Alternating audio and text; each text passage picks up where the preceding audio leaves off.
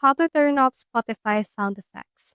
In order to do that, what we can do is we can click onto this profile icon and click onto the settings and privacy.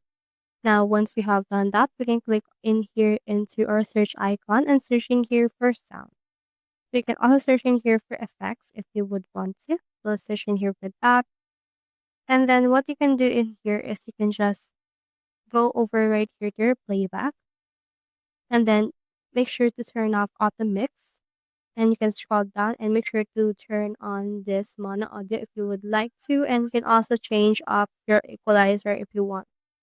So that's how you turn off Spotify sound effects. Hope you help.